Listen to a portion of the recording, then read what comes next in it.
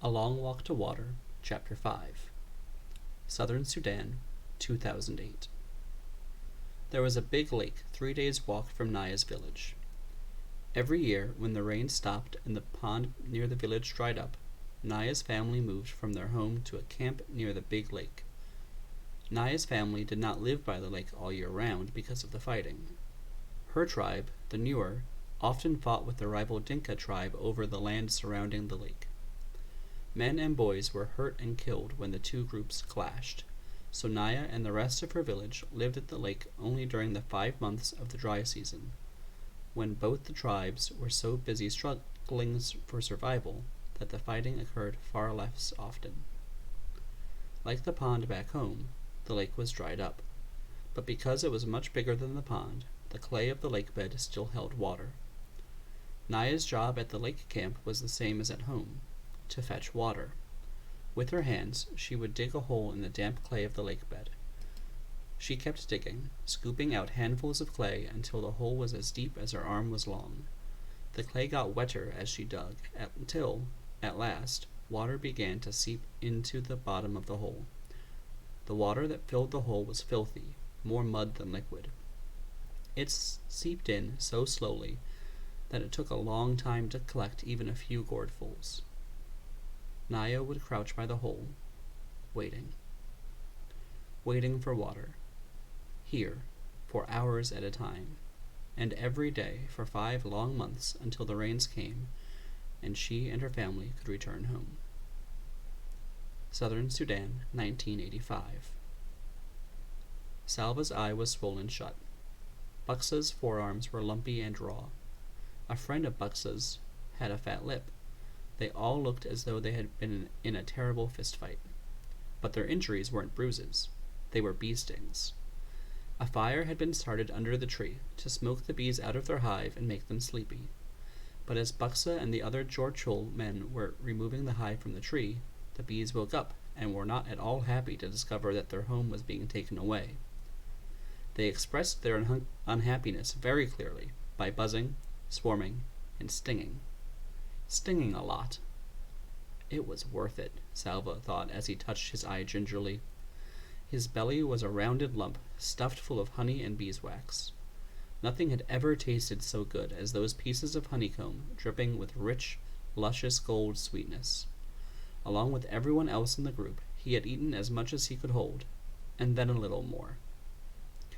All around him, people were licking their fingers in great satisfaction, except for one Dinka man who had been stung on his tongue. It was swollen so badly that he could not close his mouth. He could hardly swallow. Salva felt very sorry for him. The poor man couldn't even enjoy the honey. The walking seemed easier now that Salva had something in his belly. He had managed to save one last piece of honeycomb and had wrapped it carefully in a leaf. By the end of the next day, all the honey was gone, but Salva kept the beeswax in his mouth and chewed it for the memory of sweetness. The group got a little bigger with each passing day. More people joined them, people who had been walking alone or in little clusters of 2 or 3. Salva made it a habit to survey the whole group every morning and evening, searching for his family, but they were never among the newcomers. Let's take a look at that word survey for a second here. I know survey as a noun where like you're asking a whole bunch of people something, like you're taking a survey, like a poll. But here it's not being used that way. Here it looks like it's being used as a verb, as an action. Salva made it a habit to survey the whole group every morning and evening, searching for his family.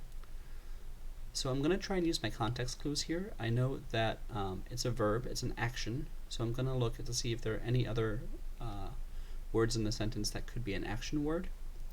And habit, that's not really an action, that's a noun here. Whole group every morning and evening. Searching, okay.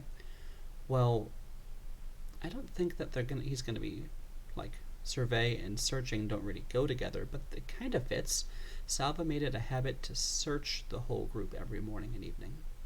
Maybe he's like searching each person, like looking in each person. That might be it. That seems like a good working definition. Let's keep reading.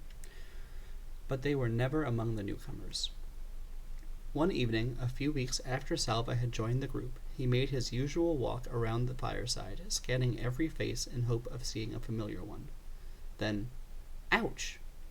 Salva almost lost his footing as the ground underneath him seemed to move. A boy jumped to his feet and stood in front of him. "Hey, that was my hand you stepped on." The boy spoke Dinka, but with a different accent, which meant that he was not from the area around Salva's village. Salva took a step back. "Sorry, are you hurt?" The boy opened and closed his hand a few times, then shrugged. "It's all right, but you should really watch where you're going." "Sorry," Salva repeated. After a moment's silence, he turned away and began searching the crowd again. The boy was still looking at him. "Your family?" he asked. Salva shook his head.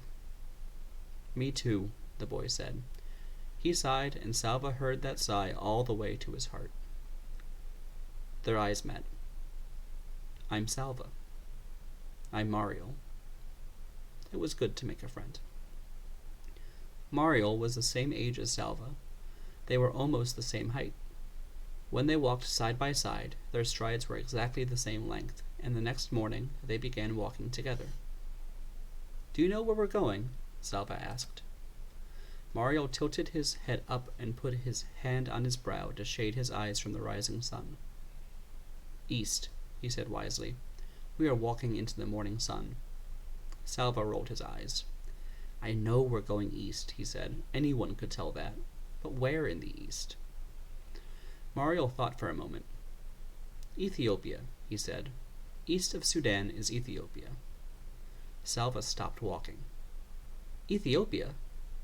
That is another country. We can't walk all the way there." "We are walking east," Mario said firmly. "Ethiopia is east." "I can't go to another country," Salva thought. "If I do, my family will never find me." Mario put his arm around Salva's shoulders. He seemed to know what Salva was thinking, for he said, "It doesn't matter. Don't you know that if we keep walking east, we'll go all the way around the world and come right back here to Sudan? That's when we'll find our families." Salva had to laugh. They were both laughing as they started walking again, arm in arm, their strides matching perfectly. More than a month had passed since Salva had run from his school into the bush. The group was now walking in the land of the Atuot people. In the Dinka language, the Atuot were called the people of the lion. Their region was inhabited by large herds of antelope, wildebeest, gnus, and the lions that preyed on them. So there are some words there that I don't know. I know that an antelope is a type of animal, kind of like a deer, maybe. Wildebeest and gnus. I'm not sure what those are. But it says large herds of all three of those things, and lions that preyed on them. So I can use the context clues here and know that these are all examples of things that live in herds, so they're all examples of types of animals that live in that area. Probably all similar to antelopes. The Dinka told stories about the Atuot. When an Atuot person died, he came back to earth as a lion, with a great hunger for the human flesh he once had. The lions in the Atuot region were said to be the fiercest in the world. Nights became uneasy. Salva awoke often to the sound of roars in the distance and sometimes the death squeal of an animal under a lion's claws. One morning he woke bleary-eyed after a poor sleep. He rubbed his eyes, nose, and stumbled after Mario as they began walking yet again. "Salva?" It was not Mario who had spoken. The voice had come from behind them. Salva turned. His mouth fell open in amazement, but he could not speak. "Salva!" "Thank you."